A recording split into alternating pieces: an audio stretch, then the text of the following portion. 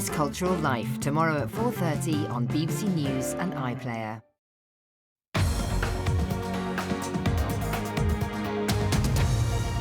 Hello and welcome to Newswatch with me, Samira Ahmed. A tempestuous week for the BBC, but how did BBC News report on a story about one of its most high-profile presenters? And with public opinion shifting on the NHS, should the BBC's reporting of the health service be changing too?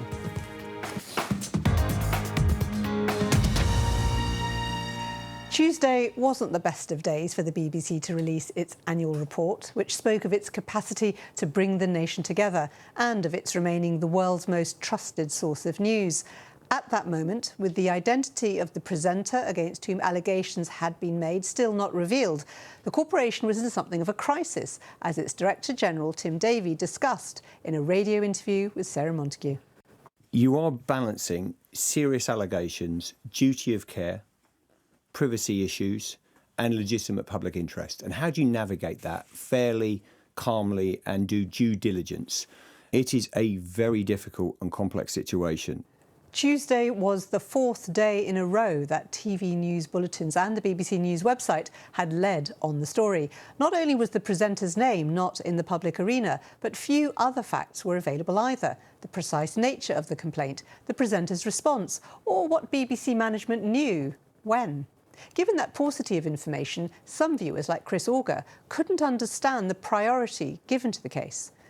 To have day after day of this item leading news bulletins is excessive. The situation is obviously of great concern to the BBC, but surely, as he cannot be named until further investigations are undertaken, this should be given less prominence than other news about the economy, the effects of climate change and the war in Ukraine. And David Robinson suggested, report the facts when they are available and stop adding to the frenzy around who it is. Who it was revealed on Wednesday's News at 6, as culture editor Katie Razzle described. This will come as a huge shock to viewers. We've had a statement within the last few minutes from Vicky Flynn, who is the wife of Hugh Edwards, who named him as the BBC presenter facing allegations and said about her husband that he was suffering from serious mental health issues and is now receiving inpatient hospital care. Later that evening, other BBC News outlets aired new allegations about Hugh Edwards, and the continued coverage that evening prompted two viewers to send us their thoughts. You covered him for 18 minutes before I turned off. And he has just asked for privacy, and it was through his wife, who said he's in hospital care. He's obviously at a really low point to even have to receive that kind of care. And no matter how open you are with your mental health, you do not, at your lowest point, want to be nationally covered for hours on end about the state of your mental health. It seems that whenever the BBC covers a situation involving either the corporation or one of its own, there's a tendency to go into overdrive, often with speculative journalism. Matters that should be addressed internally are aired on the news. On Wednesday night, the Metropolitan Police stated there was no criminal case to answer, and his wife had also made a statement and asked for privacy, but the BBC News coverage on this story was non-stop. Hugh Edwards and his family must feel hounded by the very corporation that employs him and by some of his colleagues. By Thursday, the story had dropped out of the BBC's headlines, and some compliments were coming in for the coverage, such as this from Matthew Brown. In what must have been an awful week for all at BBC News, I want to praise the news team for the way they have reported on the Hugh Edwards story. It must have been extremely difficult to report on their colleague, but they have demonstrated their commitment and dedication to transparency, even when reporting on itself. And Rachel Gunn was one of a number of viewers expressing their sympathy for Hugh Edwards. After everything that's happened and he's ended up in hospital, I just feel so sorry for him. I'm very sad about the whole situation.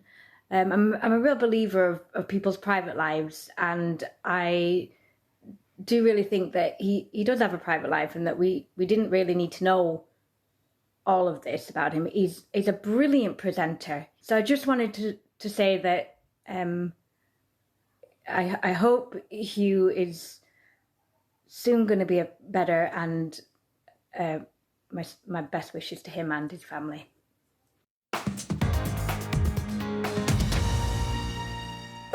Last week, the 75th anniversary of the National Health Service was marked by a good deal of media coverage and some celebratory events, including a special ceremony at Westminster Abbey, exemplifying how for some the NHS is treated as something of a religion. The BBC's health editor Hugh Pym provided this analysis on the News at 6. Events were held around the UK to mark the 75th anniversary, including that service at Westminster Abbey, with political and health leaders and NHS staff. But it comes at a time of intense debate about the future of the health service, with increasing strain on the front line and mounting frustration for patients. The BBC's contribution to the anniversary included a special edition of Newsnight, which included a range of views on the NHS and culminated in a choir singing Happy Birthday.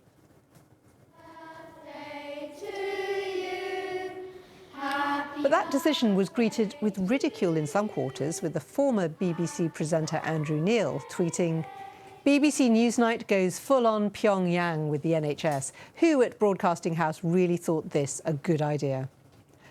Journalist George Eaton added, "Britons currently have the worst access to healthcare in Europe. The NHS and the government need journalistic scrutiny, not quasi-religious indulgence." But James Dolman couldn't see a problem. Our greatest achievement and most precious possession. Why shouldn't we celebrate it? For their part, Newsnight told us. The programme included full analysis of the challenges faced by the NHS and a range of contributions, including from some who believe in a greater role for the private sector in healthcare.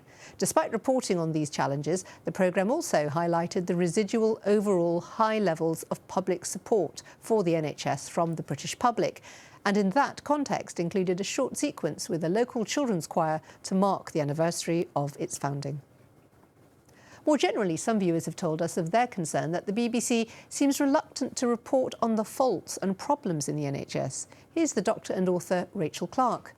Where is your news coverage, BBC News? Your job is to report major stories, and the NHS is imploding here, now, with devastating consequences. Scott Miller, though, complained of too much negativity. BBC coverage is typical, with grim warnings from unnamed think tanks that the NHS cannot survive without radical change. Meanwhile, Sam Datta was a satisfied customer last week. Great to see all the BBC live coverage of the amazing things the NHS does on its 75th birthday. Well, let's speak to the health editor for BBC News, Hugh Pym. Thank you for coming to the Newswatch studio. The birthday cake, the singing, some viewers feel that on the news, a quasi-religious status for the NHS isn't right when there are really serious problems, and you should be examining them more. Is that a fair criticism? Well, that piece used a clip from which I did on the day. Yes, we did start with the Westminster Abbey service. I should say it had 1,500 NHS staff there, as well as all the main political parties, and there was royal representation as well. So it was, quite an important moment to at least note. But I did say pretty quickly it comes at a time of intense strain on the service, and services under real pressure. So I suppose you need to combine both thoughts. It is a moment, 75th anniversary, and there is still quite a lot of pride in the service founded in 1948, providing free at the point of use healthcare, making a massive difference to people's lives, reflecting on that, but certainly looking to the future with all the huge challenges that there are right now. Yeah. Equally, there are other viewers, you won't be surprised to hear, who feel the BBC is far too negative about the NHS. How would you answer them? Well, I think the comments we've heard are we're not being critical enough, or we're being too critical, and I think we need to reflect on those, but it shows there are differing views. There were two reports from think tanks in the run-up to the anniversary and on the day itself, the main health think tanks, which broadly concluded that, and these think tanks are very much for the idea of an NHS, that it was in a critical situation. Services were under extreme pressure. It was underperforming on outcomes like heart attacks and strokes, but that there was rock solid support for it. So what do we do from here? So I suppose we're just noting comment out there, and we hear a lot from staff on the front line, how frustrated they are, how difficult they're finding things. with trying to look at positive long-term solutions and the debates that are going on at the moment. It feels like the NHS has been a political football certainly for the last 30 years of my entire journalistic career, it's always been. And I wonder if, from your point of view, things feel particularly contentious now about the NHS and how it's politically treated.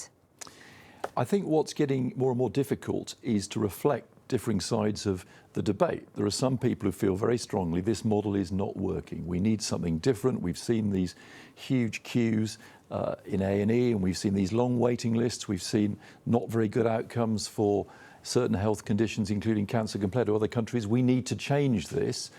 With another side of the debate, well, what do we want to do? Let's look at some of the positive things that the NHS is doing. Again, in the week that we had the anniversary, or within days of it, we reported a really positive initiative involving paramedics and hospital staff in North East London working together with consultants talking from the hospital on a phone or video link to the paramedics about keeping people out of hospital. And we were ready to report that as some initiative on the grassroots level which is being done to try and improve things. Hugh Pym, thank you so much. Thank you. Thank you for all your comments this week. If you want to share your opinions about what you see or hear on BBC News, on TV, radio, online and social media, email newswatch@bbc.co.uk, or you can find us on Twitter @NewswatchBBC. You can call us on 0370 010 6676 and do have a look at previous interviews on our website bbc.co.uk/newswatch. That's all from us. Now, we're off air for a few weeks, but we will be back at the very start of September with a slightly different looking studio and asking BBC bosses to come on and respond to your questions. Until then, goodbye.